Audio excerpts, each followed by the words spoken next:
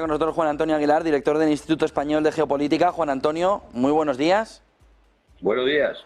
Bueno, fotografía alrededor de Biden ayer ya con todo aprobado, camina ya el dinero hacia allí, se les ha colado además que habían mandado unos ATACMS, unos misiles de largo alcance ya hace un mes y que todo parece indicar que los usaron para el ataque a Crimea, con lo que no ha dejado de llegar el armamento. ¿Qué puede suceder a partir de ahora? Rusia dice que no va a cambiar nada. Es que no va a cambiar nada. Vamos a ver. En primer lugar, decir que si esos misiles ya habían llegado en el mes de marzo, significa que Biden estaba completamente seguro de que iban a torcer la mano de los republicanos para aprobar el plan de ayuda. Es evidente. Y de hecho, prácticamente tienen acumulado el paquete de ayuda militar, lo tienen acumulado en Polonia ya para trasladarlo a Ucrania. Hay que decir, voy a dar dos cifras para que veamos un poco la magnitud de la cosa. De todo el paquete de 60.800 millones de dólares, solo 13.800 millones van en ayuda militar ahora a Ucrania. Porque el resto, los 23.000 y pico millones, son para reponer lo que ya se ha entregado. Es decir, va al complejo militar industrial. Igual que 11.300 millones de dólares que van a ir al Pentágono para el mantenimiento de la infraestructura militar en el este de Europa. Así como 4.700 millones que van en otros gastos. Y una cantidad muy curiosa, que es la de 7.800 millones, que van como ayuda financiera a Zelensky, imagino que para gastos del propio Estado ucraniano, no como ayuda militar. Entonces estamos hablando de 13.800 millones de dólares. Para hacernos una idea, en Afganistán, de media, durante 20 años, para mantener la situación allí, y no era el ejército ruso, sino unos pastores de cabras con turbante, se necesitaron 100.000 millones de dólares todos los años. Es decir, 13.800 millones de dólares no van a significar un cambio cualitativo en el equilibrio de fuerzas en el teatro de operaciones militares de Ucrania. O sea, eso lo podemos tener por cuenta. De hecho, ya hemos visto el listado de armas que van a enviar. Y aparte de estos misiles de largo alcance, que son 300 kilómetros, el resto es material realmente ligero o de transporte militar blindado, municiones, e incluso munición de subfusiles. Es decir, no es nada significativo. Estos misiles, ¿para qué sirven? Simplemente para atacar un poco más en profundidad, lo cual obligará al ejército ruso a avanzar más para mantener sus fronteras, digamos, alejadas del alcance de esos misiles que llegan a 300 kilómetros. Realmente ahora mismo solo les sirve para atacar Crimea y zonas ya controladas por el ruso, pero en la propia Ucrania.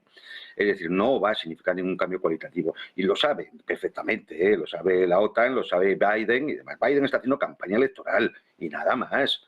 Y con esto pues pretende alargar la guerra y que dure hasta unas elecciones presidenciales a las que no podía llegar con una derrota bochornosa en Ucrania como la que comenzó con su mandato en Afganistán.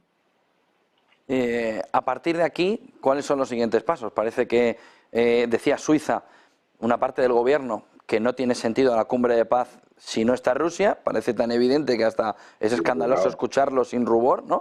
Es una cumbre de paz donde no va uno de los de la guerra. Y dice el gobierno, pues es que esto no es una cumbre de paz. Entonces, ¿esto acerca que haya de verdad una cumbre de paz en el que también esté Rusia y China? No, vamos a ver. Es que parece que el plan militar de la OTAN solo consiste en relaciones públicas. Es decir, vamos a ver qué hacemos para que mañana seamos portada. Y dar la sensación de que lo que está ocurriendo en el frente no está ocurriendo. Es decir, ¿cómo va a haber una negociación de paz si no está una de las partes? Entonces, ¿con quién están negociando? ¿Qué quieres? ¿Llegar a un consenso con no sé cuántos países que van a ir allí de mirones, nada más, para elaborar unos puntos que luego le vas a presentar a Rusia? Muy bien, pues como si le mandas el marca. Es que no, son estas cosas que no tienen sentido, salvo el hecho de seguir manteniendo una política de relaciones públicas, de portada de diario, y de decir que, fíjate, ha habido una conferencia de paz, no nos negamos a negociar, estamos haciendo intentos. Esto no tiene ningún sentido. Es más, aunque fuera China, si es que eso no va a cambiar, pues China está perfectamente alineada con Rusia, pero no por una cuestión de exclusivamente de que haya un interés o económico. No, es que China sabe que Rusia está siendo el parapeto para que no escale la situación en Asia-Pacífico, para que no todo el esfuerzo de Estados Unidos y sus aliados se concentre contra ellos.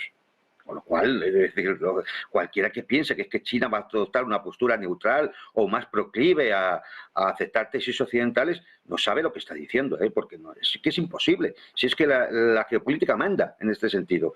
Es decir, no se va a arriesgar a que su aliado preferencial en estos momentos, por muchas razones, desde económicas hasta políticas y militares, no se va a arriesgar a que sufra una situación de debilidad que le pueda, uno, enfriar las relaciones y dos, no tenerlo como retaguardia estratégica o como estado tapón ante el acoso que puede venir de Occidente.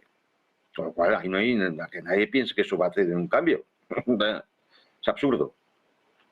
¿Ya cerrado el capítulo Irán-Israel o todavía puede darnos en el corto medio plazo algún movimiento más en Oriente Medio? Porque parece que tal y como vino se fue, ¿no? Bueno, pero eso es simplemente es una forma de ver las cosas un poco desde Occidente, ¿no? Es decir, cuando lo que se piensa que las guerras son una cosa que de buenas a primeras explotan y los misiles se cruzan de un lado para otro y todo muy cinético, pero eso no es así, depende de mucho del plan de campaña militar que se haya decidido. Yo creo que lo hemos comentado ya aquí más de una vez. Es decir, Irán y sus aliados lo que pretenden llevar es una guerra prolongada de desgaste contra Israel y sus aliados en Oriente Próximo. Por lo tanto, los 7 frentes que había abiertos siguen abiertos. Estamos hablando de Gaza, por supuesto, pero también de Cisjordania, de la frontera jordana, de la frontera con el Líbano, de los Altos del Golán, de las bases norteamericanas que existen en Irak y Siria, o de la situación del Mar Rojo, donde, por cierto, la flota combinada aliada ha desaparecido. Entonces, bien, si esos frentes siguen abiertos, que además ponen en peligro las 3 rutas de acceso de recursos vitales a Israel, como son el puerto de Eilat o el puerto de Haifa, que ya está al alcance de los cohetes de Hezbollah, o la ruta terrestre que viene de Emiratos Árabes, pasa por Arabia Saudita y llega a través de Jordania a Israel, que está bombardeada y asediada por las milicias de la Guardia Revolucionaria iraní, tanto de Siria como Irak. Pues entonces, es decir, ¿dónde está la distensión, digamos? No existe. Es decir, ¿qué es lo que sigue existiendo? Pues una guerra de desgaste prolongada, de no muy alta intensidad, pero que poco a poco va minando la economía israelí, poco a poco va minando la moral de la sociedad israelí, poco a poco va minando al gobierno de Netanyahu. ¿Qué puede hacer Israel? ¿Intentar escalarla? ¿Qué es lo que ha intentado con las últimas acciones tras el bombardeo al consulado iraní en Damasco? Lo puede intentar escalar, ya lo ha intentado, y nos pueden dar sustos en ese sentido. Pero yo creo que el frente, digamos, del eje de la resistencia que apoya a Palestina, eso no va a variar. Es más, hay síntomas de que Irán se fortalece. Si Irán se fortalece con todo esto. De hecho, la visita de Raisi a Pakistán, donde ha habido acuerdos muy importantes y que ha sido recibido allí como el gran líder del mundo musulmán, por haber logrado atacar directamente territorio israelí, acabar con su invulnerabilidad, acabar con su impunidad, no hace más que reforzar a Irán. Entonces, ahora sí, ¿qué van a hacer? Poner sanciones. Es que ya suena a chiste, ¿no? Pero, es decir, yo creo que el Oriente Medio puede seguir dando sustos y el plan militar establecido desde el principio, que son las tesis de la resistencia del general Soleimani, pues sigue llevándose adelante. Solo una cuestión más, Juan Antonio. Una parte de Occidente está preocupado por una visita de una delegación de Corea del Norte a Irán. No se producía desde 2019, sucede en este momento. Y dicen, claro, es que el bloque, el eje, se está uniendo cada vez más por el lado de China, Rusia, Irán y Corea del Norte. ¿Y qué quieren? Claro, es que, vamos a ver, es la lógica. Si al final resulta, tú lo has dicho muy bien, creo que en un programa o ayer o antes de ayer, de que al final es el bloque de los sancionados. Claro, es decir, nadie se da cuenta, pero a ver, es decir, hay que pensar en una cosa. Las sanciones unilaterales son ilegales desde el punto de vista del derecho internacional.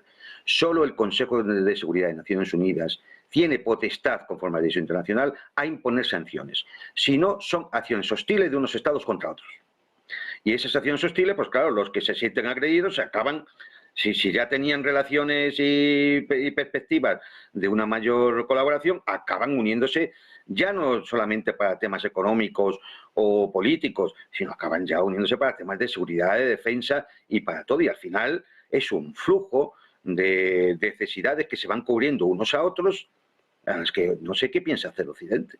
Porque además de este bloque es el núcleo de los BRICS, es el núcleo de la Organización de Cooperación en Shanghái, donde también hay muchos más países, entre otros India, o Pakistán, o Indonesia.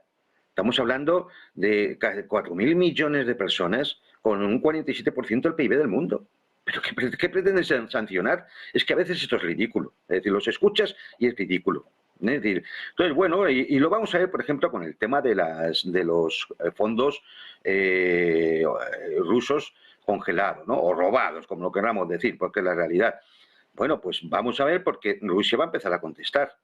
Es decir, hay que tener en cuenta, por hacernos una idea, de esos 300.000 millones de dólares, 190.000 están en el sistema europeo de compensación de valores Euroclear. Bien, pues de esos 190.000, en Rusia hay 33.000 millones de Euroclear que van a ser, en un momento u otro, van a ser confiscados. Pero es que además Euroclear tiene, que gestiona 37 billones de dólares en todo el mundo, tiene mucho capital en sitios donde una demanda rusa pueda tener efecto, por ejemplo, Dubái o Hong Kong, y pueden acabar recuperando esos fondos congelados. Pero es que además no olvidamos una cosa, y ya hemos visto una prueba ayer con JP Morgan, 440 millones de dólares de JP Morgan en Rusia. Es que en Rusia hay activos occidentales por un valor de 288.000 millones de dólares. Es decir, es que cuando juegan tanto con los activos congelados, es decir, ocultan toda esta parte. Al final, ¿dónde va a estar la rentabilidad del robo de los 300.000 millones de dólares? Es que igual les sale mal la jugada. Es decir, yo creo que no sé si es que lo que nos cuentan y hay cosas que no tienen en cuenta, o yo creo que lo saben y simplemente nos mienten cuando hacen las declaraciones y demás. Pero es lógico y normal pues que Corea del Norte le entregue armas a Rusia, claro, y Rusia por el norte tecnología. O sea que es normal. Esto lo dicen el mismo día que ellos aprueban un paquete de ayuda de 61.000 millones de dólares. Hombre, parece un poco, no sé, entre grotesco y cantinflesco, ¿no? Muchas gracias, Juan Antonio, por toda esa fotografía. Buen día y buen negocio, Juan Antonio. Hasta la próxima. Buen día.